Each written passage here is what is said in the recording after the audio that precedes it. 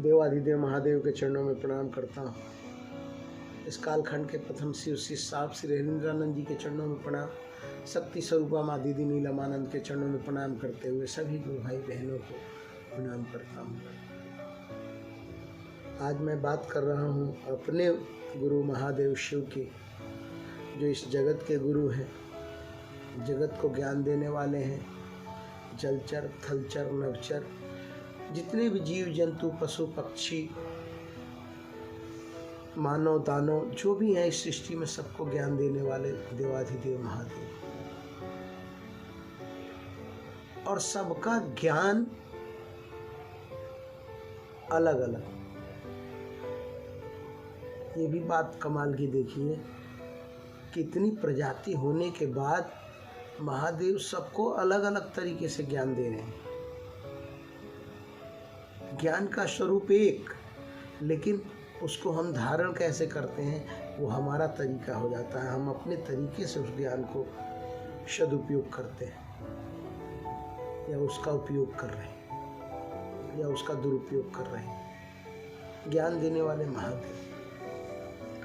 हमारे जीवन का सार किसको नहीं पता है इस जगत में? बताइए, किसको नहीं पता है कि हमारा जीवन परमात्मा से मिलन के लिए हुआ है, इस जन्म मरण के बंधन से मुक्त होने के लिए मिला है। 84 लाख योनियों को पार करके एक नर्तन मिलता है, जिससे हम उस परमात्मा का, उस गुरु का, अपने आराध्य का स्मरण करके जीवन और मरण के बंधन से मुक्त हो जाते हैं।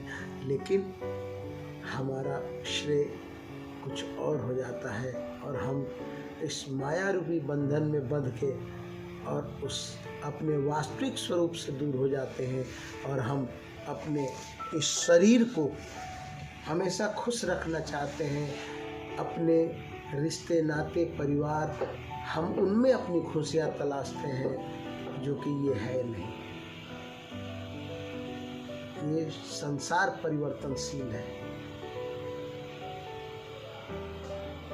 ये बात आप सभी लोग जानते हैं कि ये संसार परिवर्तनशील है। और जगत की कोई भी चीज, मैं दावे के साथ कह सकता हूँ, आप कहीं भी खोज भी कीजिएगा कि जगत की कोई भी चीज यदि परिवर्तित हो रही है तो वो सच हो ही नहीं सकती। किसी भी चीज को आप उठा कर देख लीजिए, यदि परिवर्तन हो रही है वो चीज, तो उसमें सच्चाई, वो सत्य हो ही नहीं सकता। सत्य तो अविनाशी है, सत्य तो घट घट का वासी है। और हम जिसमें अपने परिवर्तनशील स्थिति में हम जिस सत्य की तलाश करते हैं, वो मिथ्या है, वो झूठा है। हमें अपने शरीर को सुख चाहिए, हमें हमारे परिवार को सुख चाहिए, हमें धन चाहिए, हमें ऐश्वर्य चाहिए।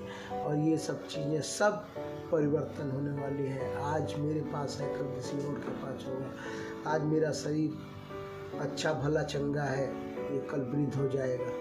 आज इन्हीं हाथों से मैं किसी की सेवा नहीं कर पा रहा हूँ, किसी को जो है कि अच्छा मार्ग नहीं बता रहा हूँ। इसी शरीर से मैं किसी को अच्छी बात नहीं बता पा रहा हूँ।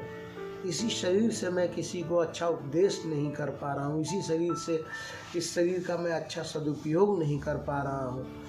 और मैं तलाश कर रहा हूँ शिव की, तो ये इम्पॉसिबल चीज़ है। जहाँ तक मैंने महसूस किया है कि महादेव ने जो ये शरीर दिया है, इसको नेक काम में लगाइए।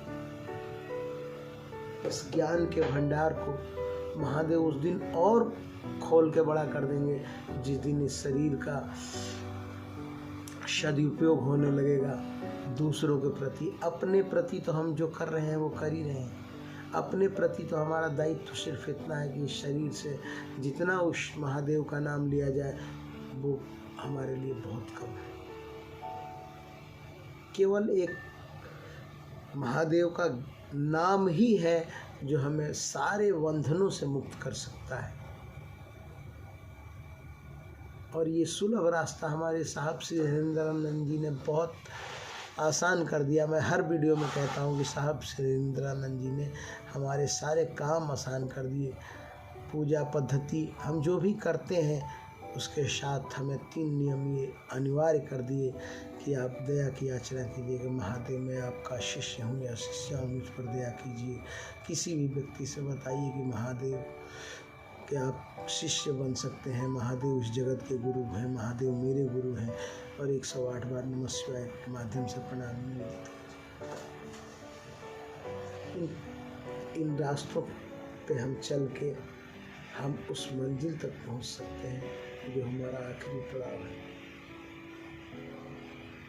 बीच मझधार में ये माया रूपी नगरी में हम लोग उलझ के अपने जीवन को इस काल चक्र में फंसा के रहना तो पड़ेगा।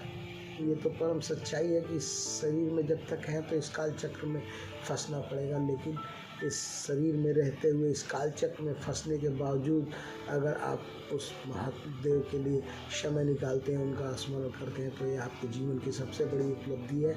और मैं दावे के साथ ये वादा करता हूँ, ये लिखित है कि अगर आपने कभी उनका दामन नहीं छोड़ा तो जीवन की कोई भी कठिनाई आपको झुका नहीं सकती, कोई भी कठिनाई आपको रुला नहीं सकती, क्योंकि आपके साथ इस सृष्टि के मालिक देवाधिदेव महादेव जो गुरु स्वरूप में विद्यमान है वो आपके साथ स्थापित हैं। हमेशा उनका स्मरण रखिए। इन्हीं शब्दों के साथ मैं अपनी वाणी को विराम देता हूँ। जय महादेव।